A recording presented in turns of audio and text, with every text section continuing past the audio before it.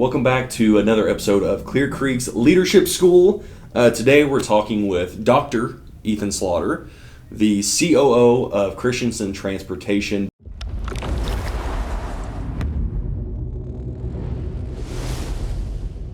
Ethan and I are good friends. Ethan, your wife Cassie, and then my wife Abby grew up together. Their parents grew up together. Their grandparents grew up together. So Ethan, give us a little bit of your background. How did you get started?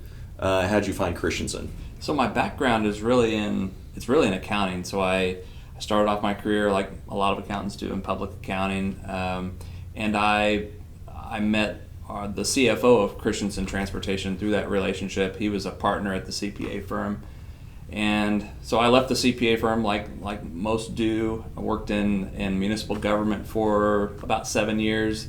And Steve Perryman, the CFO of Christensen, texted me one day, asked me if I wanted a job, and I took it. Since that time, I took the job as controller, and I worked my way up and started to move away from accounting. I still do a little bit in the day-to-day, but took over the chief operating officer role here about 5 years ago. Awesome. So normally when I talk to accountants, I ask, do you have an accounting joke? But we won't go there. We don't have time for an accounting joke, Ethan. So the main thing we want to talk about today, as we dive into leadership and how we can grow with it and get better at being leaders. Ethan, you kind of brought this up to me a couple years ago, this idea of this virtuous business model. Share, what is it? What does that mean? So I was in the doctoral program at Indiana Wesleyan University, and they were developing a new concept, the Virtuous Business Model, and it's really, at its outset, was designed to provide some moral framework for leadership. I had struggled in my leadership capacity here at Christensen.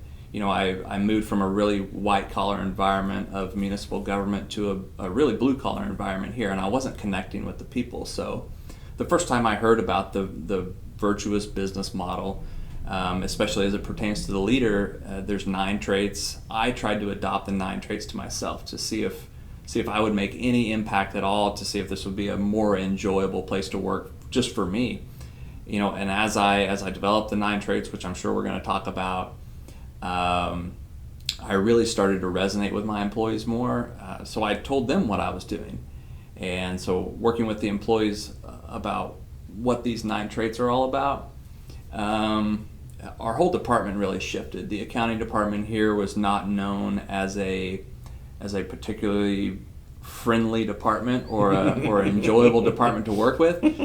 But that really did shift as we all adopted the traits and we all held each other accountable to the traits. So, and after about a year of doing that, 9 months of doing that, we took these traits company-wide, and really the company has grown culturally leaps and bounds from doing that. So what, and like you said, we'll dive into what those traits are, but where do you think you were in company culture? Where were you before you started this journey, and then where are you guys at now? So from a cultural standpoint, I think we were probably pretty average when it comes to a blue collar environment with loose sets of social rules, and really lower levels of emotional intelligence. And it's at least my opinion that the virtuous business model, especially the individual traits, really develop a lot of emotional intelligence and a lot of self-command. So I think that as a workforce, we've all grown individually, and since we've all grown individually, we've collectively grown, and the culture is just a lot more robust as a result of that. That's awesome. So let's dive into these. So there's 9 traits. Yeah. But they're broken up into three domains. Yeah. So run us through those. What are the 3 domains? So the 3 domains are personal, professional, and spiritual. As Indiana Wesleyan is a Christian university, but the virtuous business model, it does have Christ at the center of it, but really in practice, most practitioners that have put this into play at their organizations, they leave the Christ component out, not as in a not for any particular reason other than to be inclusive. You know, we live in a world that not everybody believes the same.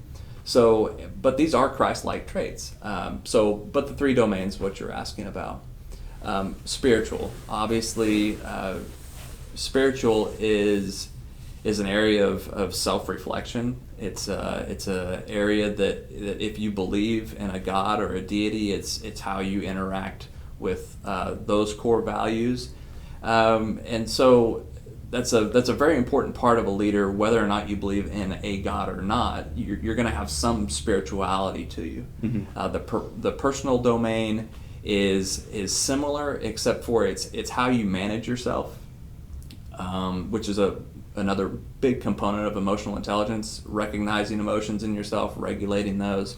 And the professional domain is really how you're interacting with others and how you interact with an organization and those set of rules. So that's really the three big domains that these 9 traits fall into. Okay, so let's dive into them. What let's look at each of those 9 traits. Yeah. If you can, you don't have to rattle those off, but I can try. Okay. So let's go through them and talk about each one a little bit. Okay, so the 9 traits are integrity, inclusiveness, inspirational, character, critical thinking, courageous, respectful, reconciling, and relational. Okay. So fire away with your questions. Okay, so and all those sound like they'd be amazing, like inspirational cat posters, and maybe we can create some for those, which would be fantastic. But it's a project for another day. Okay, so hit me with inspirational. What does it mean for a virtuous leader to be inspirational? So as we talk through these, you will see how a lot of them are really closely related. So to be inspirational, especially in a business setting, you don't have to be a really rah-rah guy to be inspirational. It can be the way you interact with people. It can be the way you take criticism. It can be the way you give criticism. One of the most important things I've found, especially in having to reprimand an employee or coach an employee along, is to really give them a side of what's at the end of the tunnel. It's not just a corrective action. It's a corrective action, and look where this corrective action can take you. Like I said, it doesn't have to be rah-rah, but give some employees some vision of what you think that they can be. I've found that a lot of people don't have that in themselves. Okay, so that's awesome. And normally when you think of inspirational, you think of it as like the coach inspires his team to win the game, or the movie, right? The inspiring quotes from movies. But that's a great way to look at it too. Of like, here's the end of the tunnel. Here's the why, right? Here's where we're going. Inspire your people with that. So you brought up being inclusive. How? I mean, basically all these is how and why. Like, what's the importance? So the inclusive one is that's an easy word to get trapped on in 2023, right? With diversity, equity, and inclusion movements. But this inclusive trait it's much deeper than that. It's as leaders, we should be inclusive of thought and idea above all else. It doesn't matter what you look like, what you believe in, who you love. None of that really matters. We're trying to be inclusive of thought and idea. Now, if we want to try to have a diverse set of ideas around the table, is it helpful for us to have members of those different groups? Yeah, I mean, that's naturally going to lead us to a really diverse set of ideas, which should result in a really robust decision-making process. But inclusive, that could mean, just to give you an example, that could mean having front lines employees at directors meetings, giving their perception on what's happening on the front lines. So you're not managing from the top down, you're managing from the inside out.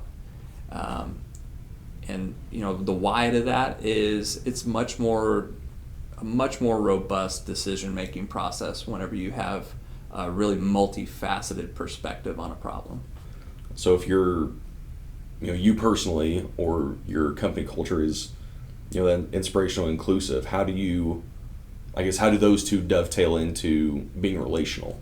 Yeah, so being relational is all about stepping out of your own perspective and viewing a problem from multiple perspectives.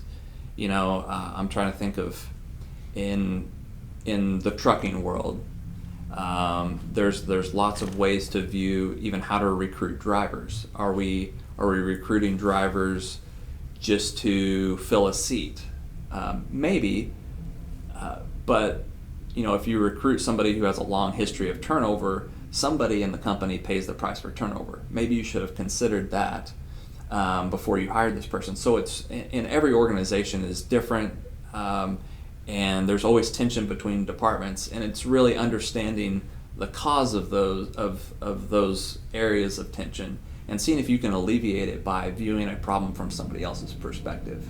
And a lot of times we get stuck in our own set of ways, and we're fighting a battle for our departments. But at the end of the day, we're an organization that's trying to operate more effectively and efficiently. So to have multiple minds looking at the problem from multiple different angles, again, produces robust solutions. Well, it's interesting that Clear Creek isn't the only one that occasionally has some friction between departments. Part of this virtuous business model also is having character, right? I know that's something that's important to us as a company. So how does that work into this model? So character is one of the traits that I would call a foundational trait. If you don't have character, and we'll get into a discussion on what I think character is. If you don't have character, it's hard to really exercise a lot of the other traits consistently. So what is character? Everybody has a core set of beliefs that are informed by something. And whenever I teach character, it is, and you really have to get buy-in from every branch of a company. But having character is having those set of core values that you have, and you never have to leave them. You're never expected to leave them. It's not a terminating offense if you stand your ground. But that's what having character is it's never leaving those core set. It's having the core set of beliefs, and it's never leaving them, which is really, it's attached to integrity too. Integrity would be, I don't leave those traits for anything, or I don't leave that foundational set of beliefs for anything, or for anybody, or for any amount of profit. It doesn't matter. Don't leave them. Yeah, that's great. So, yeah, I get that. So character is, this is who I am. Integrity is more of, because of who I am, I will stick to that. I will choose to do that. And by having, if an organization puts these 9 traits on the wall, that's a powerful thing for employees, because they do feel empowered to own who they are, and that they can stand on those, and it's okay. That they don't have to fear for any repercussions by being who they are at their core. Yeah, and we'll take a little side note here, but when you're hiring people with these, like, the core values and this stuff, how does that affect your hiring process? I think that would depend on the person, depend on who the hiring manager was. To me, these 9 traits can be taught. So I actually look for people who are a little bit rough around the edges, who are outcast, who are maybe a little bit strange, because what they do is, take the accounting department, for example. We have 7 people in there. If we hired somebody who fit the mold exactly, we don't grow. If we hire somebody, and I've done this, I've made actually bad hires, but I made a bad hire of a guy who did not fit the mold at all. He was very strange, somewhat disrespectful, but he galvanized the group. Now, he galvanized the group to a point where he was never going to break in, and that it eventually didn't work out. But the group became really cohesive as a result of having an outsider who we were trying to coach along to us. So really powerful that you hire somebody that doesn't fit all these. I don't know that would be a good thing. That would be a good thing to do. We don't want to clone ourselves. We want to bring somebody in who we can, the old saying goes that the more you teach something, the better you learn it yourself. Mm-hmm. It's a great teaching opportunity to bring somebody in who is not these traits. and one of the traits is critical thinking. I know when we were in college that kind of became one of the big buzzwords that professors were always trying to get across, is how to teach someone to think critically. So whether in the hiring process or in any other part of business or personal or even spiritual life, with those three domains, how do you think critically?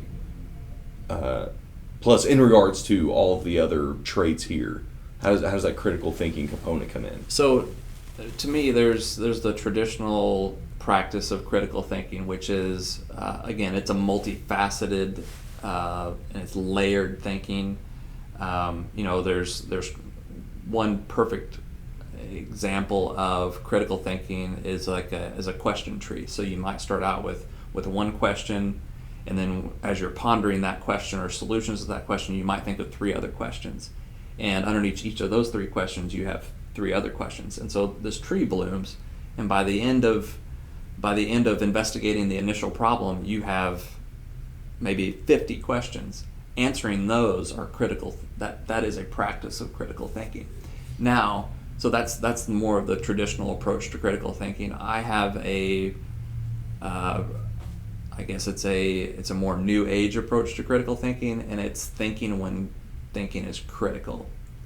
We can get into analysis paralysis pretty quickly in our businesses, and that doesn't help anybody. And I'm not saying go with gut, but at some point you have to call it quits with your thinking. And people can,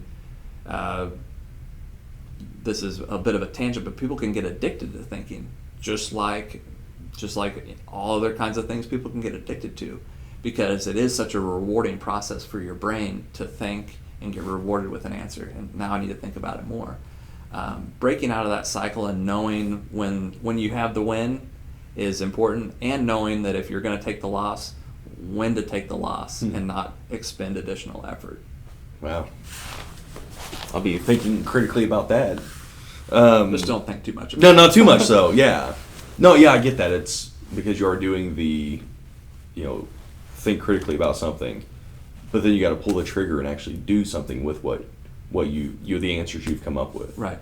Yeah, that's good. So, and I want to turn to the last, 2 or 3 of these, but one of them is being courageous. So how were you able to do that as you were employing these traits? How were you able to be courageous in your leadership here at Christensen, and then using that to, I guess, inspire the rest of your team? Yeah, so for me personally, being courageous was, the first step was adopting these traits, and I didn't even know I was being courageous, but it was so counterintuitive to the culture that was here. So doing something counter to the culture, that's being courageous. Now, that can mean a lot of different things at a lot of different organizations. But for me, it was adopting these really soft traits, these soft skills, and developing those in a world that didn't really value those, and the world being Christians in transportation. Now, we came along and we value these, and the outcome of being courageous and the outcome of acting with integrity is usually, let's say that we get into an argument. If I never leave my base and I'm solid in that, and I'm courageous enough to explain what my base is with integrity, and I've critically thought it out, there's usually not too many arguments you can come back with to me that's gonna sway me off of my platform, unless you have really, really good points that are also critically thought out. So it really challenges both of us to be at our very best. Being courageous is just a part of that, but it's learning to be comfortable with yourself. It's learning to recognize discomfort in others and deal with that appropriately, professionally. But as a leader, being able to personally coach somebody one-on-one can be like a really uncomfortable situation. But knowing that it's just recognizing that it's uncomfortable for everybody, and maybe even acknowledging that is a courageous thing to do. There's all sorts of examples of being courageous. Yes, and what you said of if it's two people, you both have your opinions or kind of where you're at. Being courageous, but then also bringing that to being respectful. If that other person is your direct report, or the next boss up, or the next boss, right? We all have somebody we report to. How do you go treating that courageousness with that being respectful? Okay, so respect is another, at least in the business world, is one of those loaded. Well, not even in the business world. In the world, is one of those loaded words. I hear all the time because I talk to truck drivers about respect a lot, because that's something that they desire. A lot of industry surveys, drivers are wanting more respect. So I talk about that a lot. In the business world, there's a couple of types of respect. There's earned respect, and then there's owed respect. So owed respect is this respect that I owe you just for being another person. I need to treat you with a certain decorum just because you're another human being. And then there's this earned respect that is reward driven. You've done a good job, so I'm going to show you respect in how I communicate with you and how I refer to you to others whenever you're not present. And you in an organization, you really need to have a good balance of those two. If you have if it gets extreme and you have no owed respect and it's all earned respect, you've created an environment of really hyperactive competition. The only thing that matters is me beating you. And that's not necessarily great for an organization. And vice versa, if it's all owed respect, that we're just all kind to each other and performance really doesn't matter, then you kind of get in this lackadaisical environment where there is no movement. So finding a balance between, okay, we need to treat each other like humans, and we need to be respectful in that way, and then also incentivizing people or offering the right rewards, financial or not. Finding that good balance between how we treat each other and how we reward each other is important. Another important aspect of respect is self-respect, right? I hear all the time you have to respect yourself before you get respect from others. A lot of my research is on this idea of respect. I think that saying that you have to respect yourself before others will respect you is not quite true. I believe that is you have to respect yourself so you can perceive respect from other people.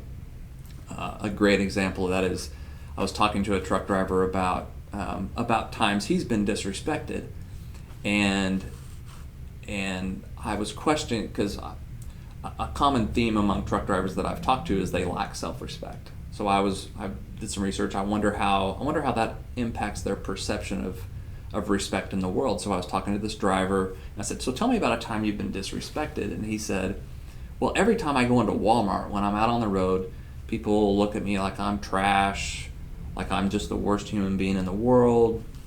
And he's going on and on about how he's treated as a truck driver. And then I just asked him, I said, so if you're in Walmart, how do they know you're a truck driver?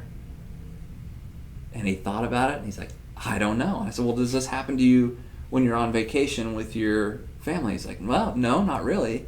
I said, so I asked him, I said, you've identified this self-respect issue as a truck driver. Do you think that that's any way related to you perceiving disrespect? And he said, well, absolutely. And actually the literature shows that that's the case, not specifically with truck drivers, but with humans in general. So developing self-respect is super important for a lot of areas of your mental and physical health. Yeah, and that's something we done I don't think we did a video, but some of our leadership schools and Bible studies we've done as a company in the past have kind of touched on that, of like, and coming at it from a spiritual perspective of we're all created in the image of God. Yeah. So God has given us that, so we shouldn't disrespect or don't Right. think more of yourself than you should, but also don't think less of yourself than you should. I mean, both Right. of those are important. Yeah. So as we'll start bringing this in for a landing. Okay.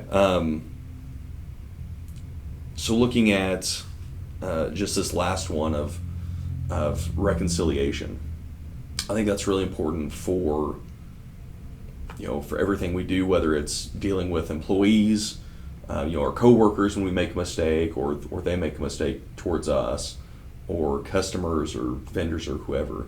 So walk us through, what does reconciliation look like for a virtuous business or a virtuous leader?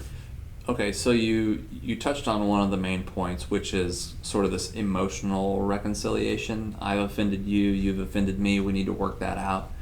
And then there's also a procedural reconciliation. If our processes don't mesh with each other, or are combative with each other, in the same way our emotions can be, there needs to be a reconciliation process. So what is that? Here's what it's not. It doesn't mean that you and I have to, one person has to win and the other person has to lose. If you think of it in terms of like a bank reconciliation, or you're balancing your checkbook, which is essentially a reconciliation, oftentimes there's outstanding items at the end of that practice, right? But what you do have at the end of that process is you understand what is out there. So the reconciliation process, whether it be emotional, whether it be procedural, is understanding the entirety and the complexity of what happened or what is happening, and coming to terms and being on the same page. Whether or not you get to the conclusion of somebody's right and somebody's wrong, it would be great if you could reach that and everybody's happy and we can all high five on it, but in reality that's not going to happen.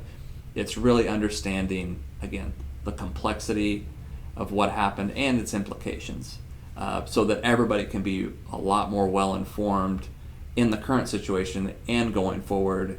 And an important part about sitting down and reconciling with somebody, or reconciling processes with each other, is it's a great practice so that you're well trained next time something comes up, that you've been through that before.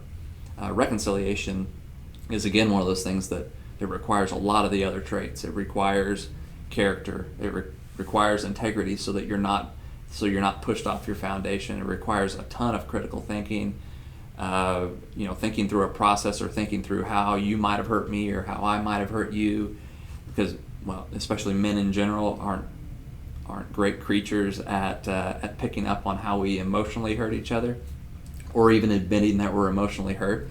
So this one requires a ton of work, but it's also one of the more impactful ones if you can nail it.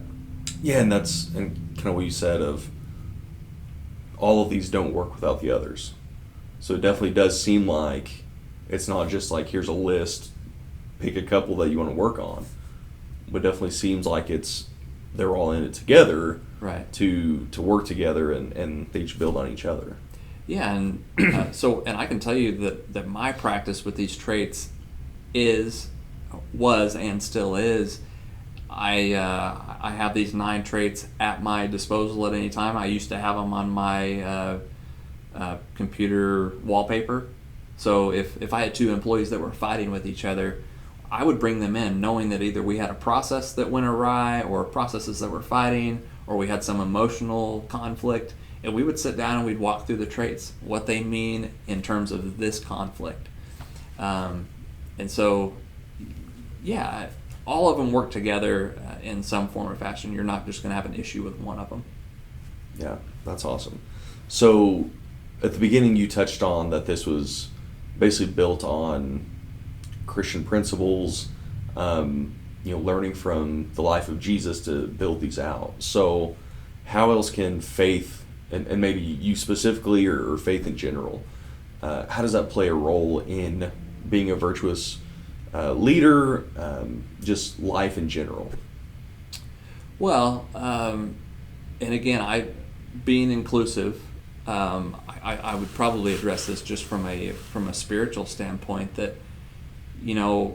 most people are usually living for something bigger than they are, and it's keeping that in mind, that your day-to-day, especially in the workplace, is not like, I hope that we're all working to live and to live our best. So number one, if you are a Christian, you have a high set of principles to live up to. So take those into account primarily, right? But know that, well, number one, don't leave those. If I was coaching somebody and they told me, yes, I live on Christian principles, then I would say, okay, never leave those ever for any reason. Never leave those, especially here. Don't let the workplace be a reason that you leave those. And so how does that inform every decision? We're told not to worry. So, I'm not a very big worrier at all. And that's taken some work, but it's having somebody that believes in something bigger, being somebody that believes in something bigger, it really makes work more process driven than anything else. It's a game. We're trying to accomplish a goal. If we don't meet the goal today, that's okay. We get to come back tomorrow and try it, and it doesn't wreck who you are because of that. So it's keeping work in perspective for what it is. It's not who we are. It's really important for a lot of people, especially successful people, to understand that, because and I don't know how many people of the age group but a lot of retirees or getting ready to retire, they struggle a lot with that period of life. I have a friend who's a therapist, and I asked him, tell me your most common clientele, like who's your demographic, and he said it's 60-year-old doctors, lawyers, business owners, people who you would think have it all together, who are approaching the end of this stage in life, and they don't know what to do next because they're so closely identified with their work. So I would caution people against that, and being a spiritual person is a great way. It's a great mechanism. It's a great way of life to keep you from doing that. Yeah, that's awesome, Ethan. So you're one of the main people who are digging into this model. So what comes next for the Virtuous Business Model? Are you gonna write? Are you releasing a book? Can we buy a book from you? Yeah. So myself and two colleagues, Dr. Debbie Philpott and Dr. Tom Dufour, we've been writing a book for a couple of years. Really, and really, what the book is it's elaborating on the model itself. It's telling our experience with the model, and it's asking a lot of deep questions about the model and how it works. And so it should be a really interesting compilation of essays, is what it is. And so I don't know when we're going to get that done. It's essentially done, but I've never written a book, so I would assume there's a lot of editing. Dr. Philpott is a lovely writer, excellent editor, so we'll be in the editing process, I would assume, for a while, and then look to publish it. But it should be a great resource. There's not a whole lot written on the Virtuous Business Model right now, so this is really going to be one of those seminal texts that comes out on it and how it operates. Now, one thing that I will say is, and I'm a big believer that these 9 traits are not magical. I think it can be any 9 traits that are somewhat related. I'm a big believer in self-command. Adam Smith, the old philosopher and economist, he was a big believer in self-command. And one of the traits that he believed in that is not in here is justice. So there's a lot of traits that can probably be substituted for this. So don't take it as it's certainly not gospel. But I think it's helpful. I think it's a helpful set of words that can serve as a stop sign whenever you come across something, some conflict or some issue in your business. It's a good set of traits to reflect on. Awesome.